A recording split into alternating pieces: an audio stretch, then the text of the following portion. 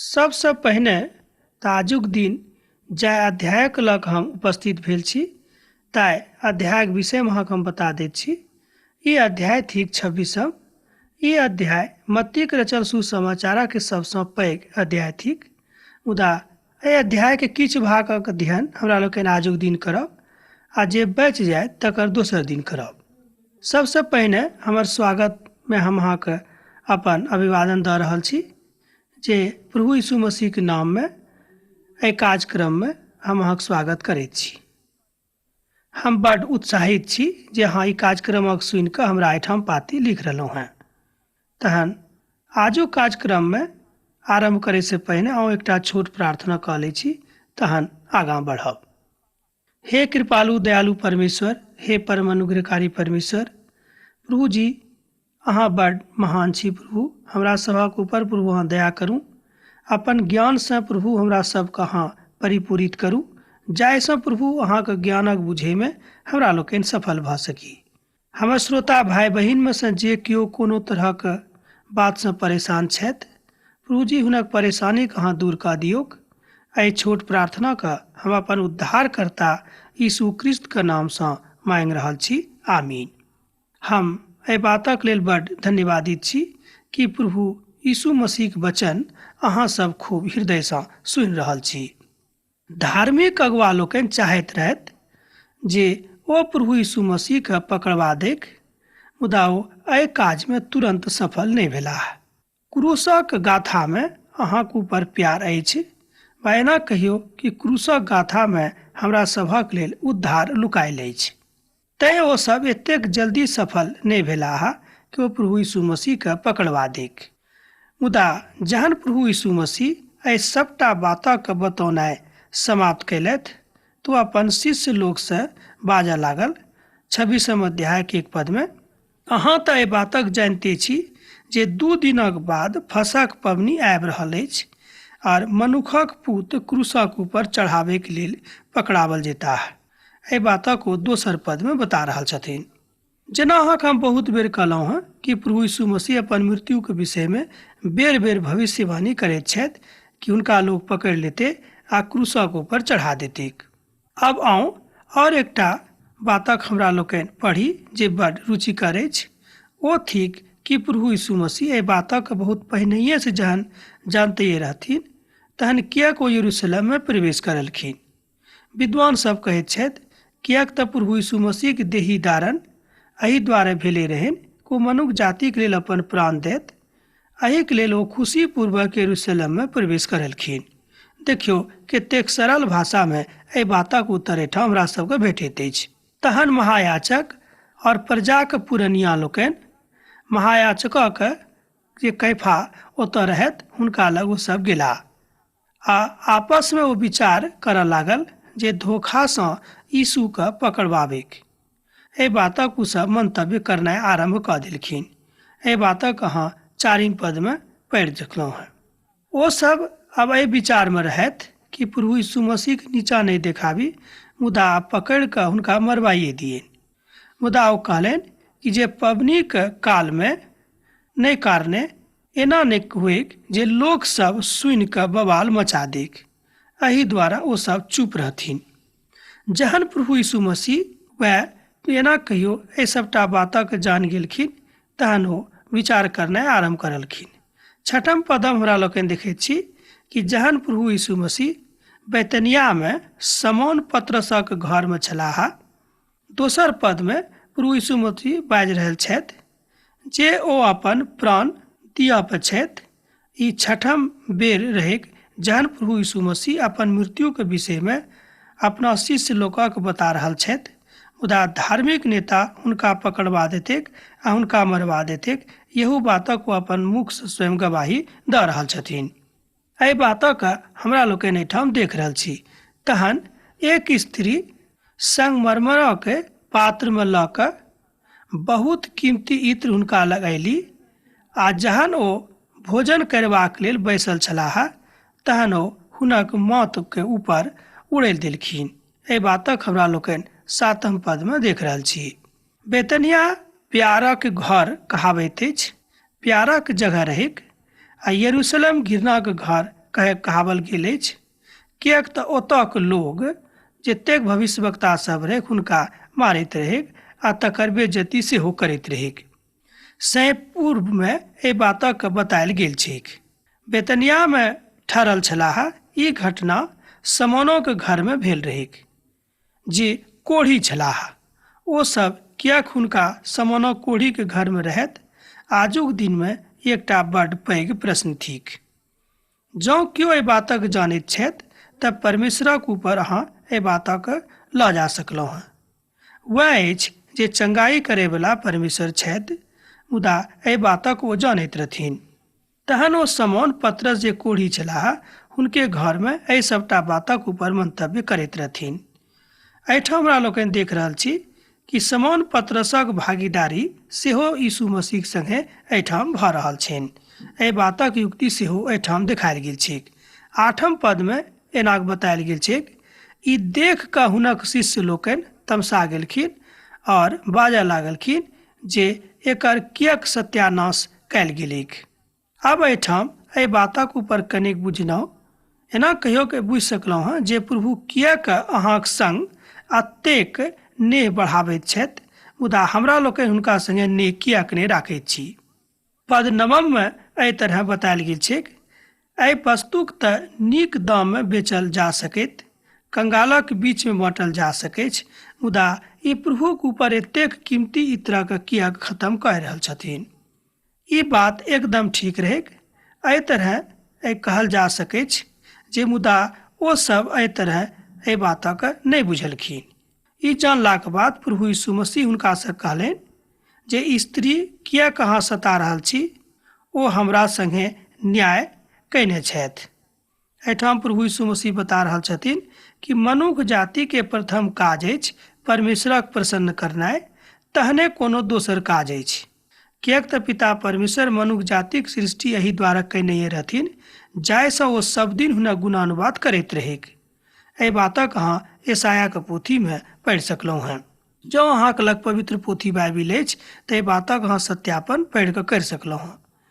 मसीही विश्वासीक सबसँ नीक आ गुण इएह होइत अछि जे मसीह सब एहि बातक बुझथिन कि प्रभु यीशु मसीह कोनो अधलाह लोक नहि छलाह। प्रभु यीशु मसीह कोनो अदना मनुख नहि छलाह, किएक तऽ न्याय करैवला पिता परमेश्वर छथि। आ जँ हुनक न्यायक हमरा लोकनि नहि बुझि रहल छी तेकर मतलब इएह भेलै हमरा लोकनि पिता परमेश्वरक आदर नहि करि रहल छी। ई अध्याय में एहि पोथीक सबसँ पैघ अध्याय कहल जा सकैछ। कुल मिला कऽ एहिमे 75टा वचन थिक। यहूदाक विश्वासघात सेहो हमरा लोकनि अध्याय में देख रहल छी।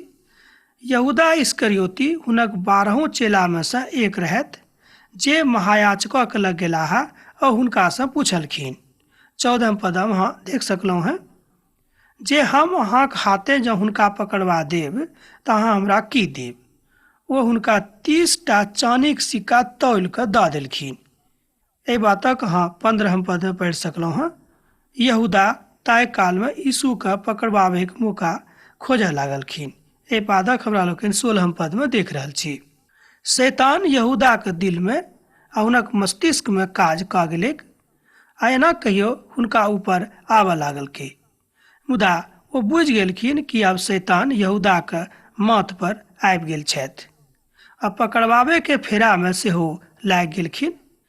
एहिठाम हमरा लोकनि देख रहल छी यहूदा इस्करियोतीक मन में प्रभु यीशु मसीह के पकड़वाबे के तरहक योजना कतऽ से आबि गेलै। विद्वान सब एहिठाम कहैत छथि यहूदा इस्करियोतीक मन में एहि तरहक भावना एहि द्वारा आबि गेलै कि हुनका मन में लोभ आबि गेलैक आ शैतान लोभक रूप में हुनका हृदय में घुसि गेलैक। मुदा यहूदा इस्करियोती प्रभु यीशु मसीह के एक विश्वासी चेला में से रहथि, मुदा ओ हुनका धोखा दऽ देलखिन। हमर मित्रवर, आजुक दिन में एहि संसार में एहि तरहक लोक होइत अछि जिनका ऊपर अहाँ सबसँ बेसी विश्वास राखैत छी, वह अहाँके धोखा दऽ देत। ई कोनो बड़का गप नहि थिक।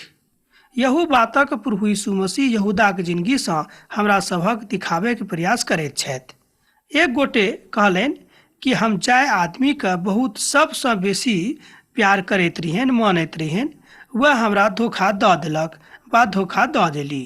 ई बात कोनो पैघ नहि थिक, कियाक तऽ यहूदा इस्करियोती जे प्रभु यीशु मसीह के प्रिय शिष्य में से एक रहत, हुनका ऊपर प्रभु यीशु मसीह के बहुत विश्वास रहन। ओ प्रभु यीशु मसीह जहन धोखा दऽ देलखिन तऽ संसारक लेल कोनो बड़का बात नहि अछि। देखियौ, ओ तऽ प्रभु यीशु मसीह के आश्चर्य कर्मक सेहो देखने रहथिन आ प्रभु यीशु मसीह के महान काजक सेहो देखने रहथिन। एहिके बादो ओ हुनका धोखा दऽ देलखिन। देखियौ, ई एकटा बात अछि। तहन हमरा लोकनि एकटा आर घटनाक देख रहल छी। ओ घटना थिक प्रभु भोज।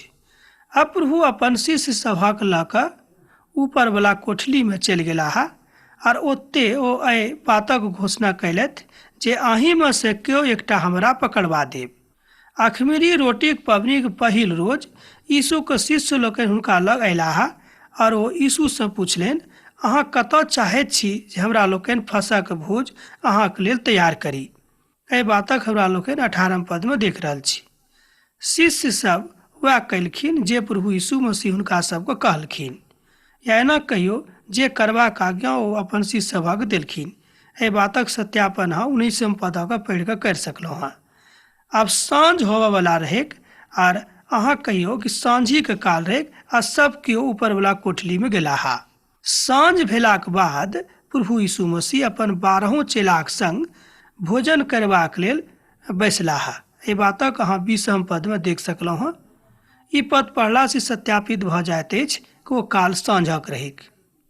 जहन ओ सब भोजन करैत रहथि तहन प्रभु यीशु मसीह हुनका सबके कहलनि, हम अहाँसँ बड्ड सत्य बाजि रहल छी जे अहीँमे से केओ एक हमरा पकड़वा देत।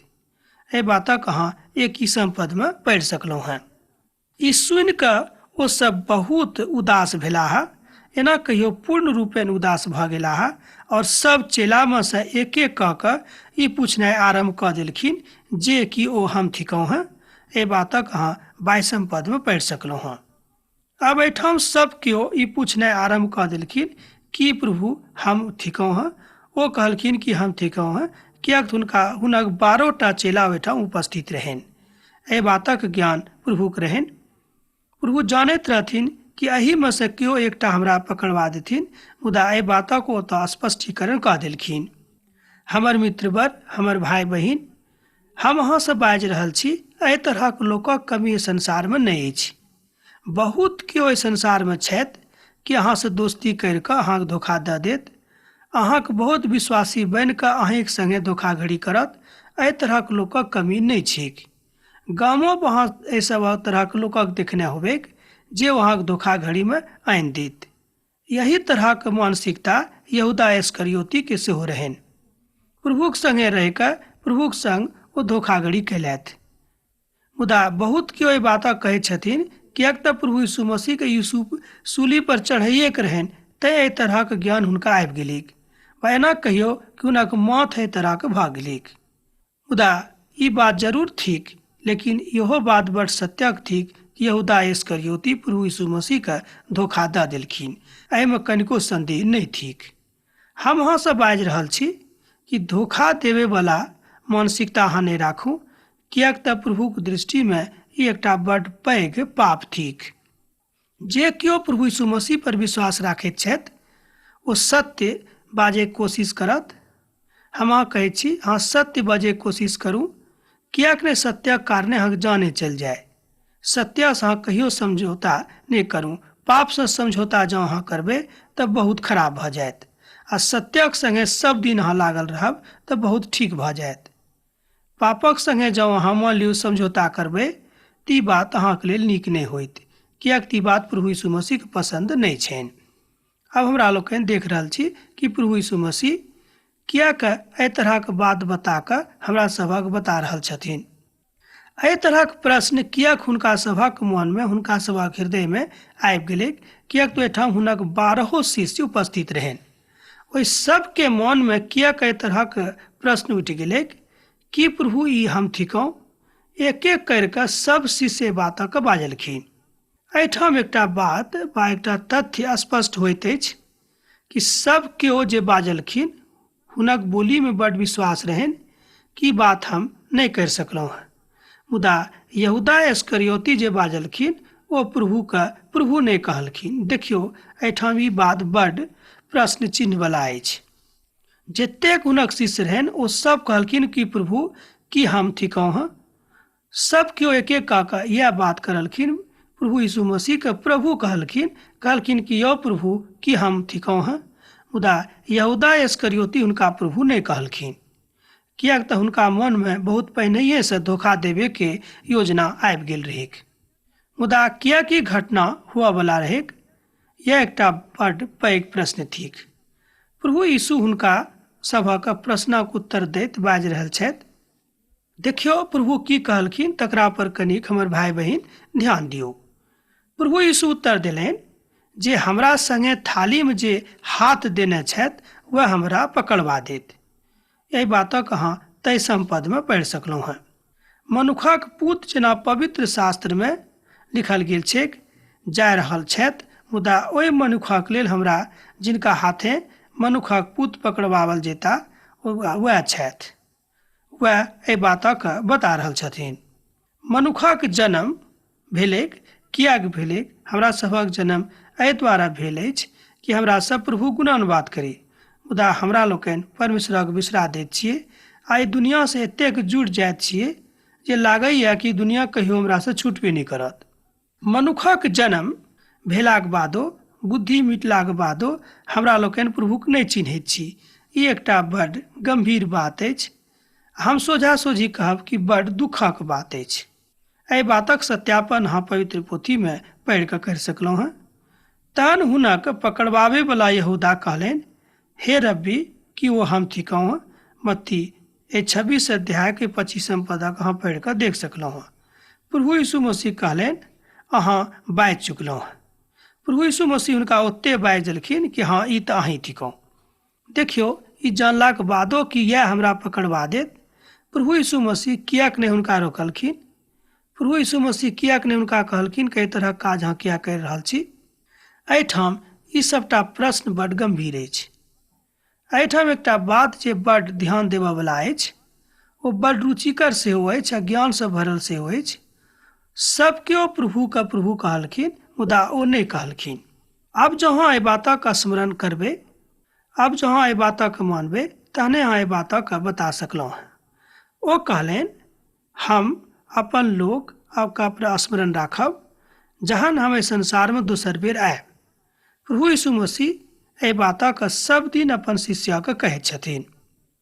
एहि बातक स्मरण अहाँ यूहन्नाक पोथी तकर 13 अध्याय के 20 पद में सेहो करि सकलहुँ हैं। जँ अहाँक लग पवित्र पोथी अछि तऽ अहाँ यूहन्नाक पोथी तकर 13 अध्याय के 20 पद में पढ़ि कऽ देख सकलहुँ हैं। सेहो बतायल गेल छैक कि जाबे धरि हम फेरे नहीं आयब अहाँ सब यह करैत रहब। अर्थात प्रभु भोजक विषय में वो बाजि रहल छथि। प्रभु भोजक जे ई संगति अछि तकरा विषय में प्रभु यीशु मसीह कहलखिन कि जाबे धरि संसार में दोसर बेर नहीं आयब, हमर स्मरण में अहाँ सब सैतखिन यह करैत रहब। मुदा प्रभु यीशु मसीह की अंतिम एना कहियो संगति रहे अपन शिष्य सभक संग खाए के। तहन ओ फेर भजन गाबि कऽ जैतूनक पहाड़क ऊपर चलि गेलाह। आ प्रभु एहि तरहक आज्ञा कियाक देलखिन, जाहिसँ हमरा लोकनि विचार करी कि प्रभु एहि संसार में दोसर बेर सेहो अबैया छथि। प्रभु भविष्यवाणी कयलथि, पतरस इनकार करत।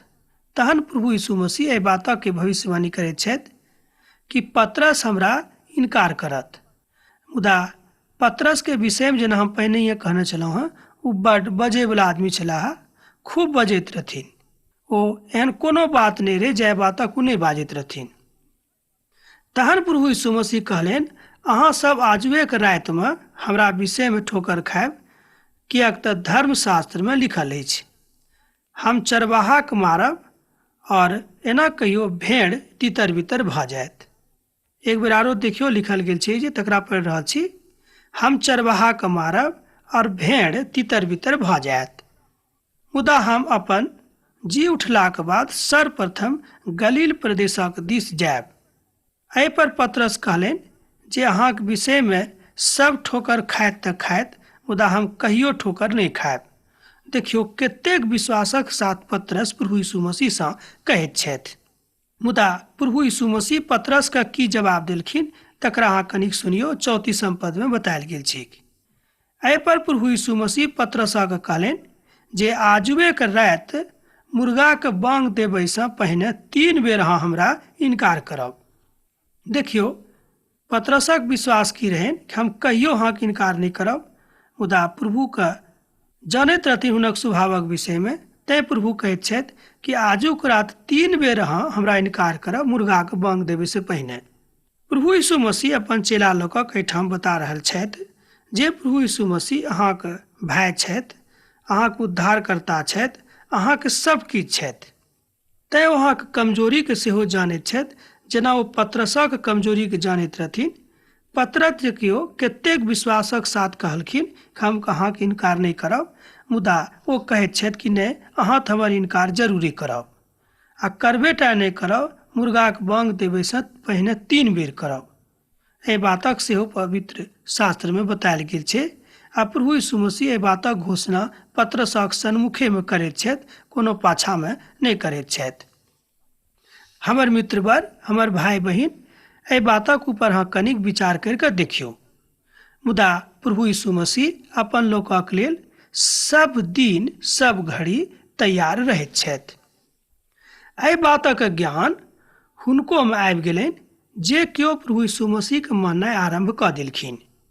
पतरस यीशु से कहलनि, जँ हमरा अहाँक संग प्राणो दिअ पड़त, एहिके बादो हम अहाँके कहियो अस्वीकार नहीं करब। एहि तरह और चेला लोकनि सेहो कहलखिन। एहि बातक अहाँ 35 पद में पढ़ि सकलहुँ हैं। पतरस देखियो फेर यीशु मसीह कहलाक बादो पतरस एहि बातक विश्वास प्रभु के दियाबे के कोशिश में छथि कि सब केओ अहाँके इनकार कऽ देत तऽ कऽ देत, हम कहियो नहीं करब। एतबे नहि, ओ कहैत छथि कि जँ अहाँ एना सोचै छी तेना नहीं सोचू, हम अहाँके लेल जानो सेहो दऽ सकैत छी। जँ केओ हमरा अहाँके संगे मारियो देत तैयो हम अहाँके इनकार नहीं करब।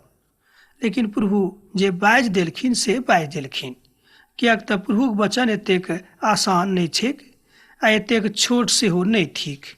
किएक तऽ प्रभु को शिष्य रहत तहन एहि तरहक बात किएक प्रभु हुनका सन्मुख में बाजि देथिन।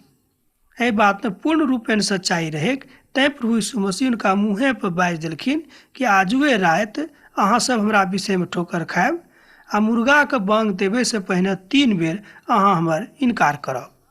एहिके बाद हमरा लोकनि देख रहल छी जे प्रभु यीशु अपन चेला लोगक कहलखिन कि जागल रहू, अहाँ सुतब नहीं। मुदा ओ जब्दी के दोनों पुतक लऽ कऽ चलि गेलाह। बाद में ओ बड्ड उदास भऽ कऽ प्रार्थना करऽ लागल। तकरा बाद ओ मुँहक बल खसि कऽ प्रार्थना करनाइ आरंभ कऽ देलखिन। अर्थात प्रभु यीशु मसीह सेहो प्रार्थना करैत रहथिन। एहि बातक ज्ञान हमरा लोकनि सीख रहल छी। पद 40 में एहि तरह प्रभु यीशु मसीह कहैत छथि, ओ घुरि कऽ चेला लग अयलाह। ओ देखलखिन जे चेला लोकनि सुति गेल छथि। आब तऽ अहाँसँ विदा होके काल भऽ रहल अछि। हम सोचै छी जे आजुक अध्ययन एहिठाम समाप्त करैत छी, फिर अहाँ संग दोसर दिन कथा होइत। हाँ, पाती लिखनाइ नहि बिसरायब। प्रभु यीशु मसीह प्रेम अहाँक जिंदगी में सदिखन बनल रहेक। आमीन।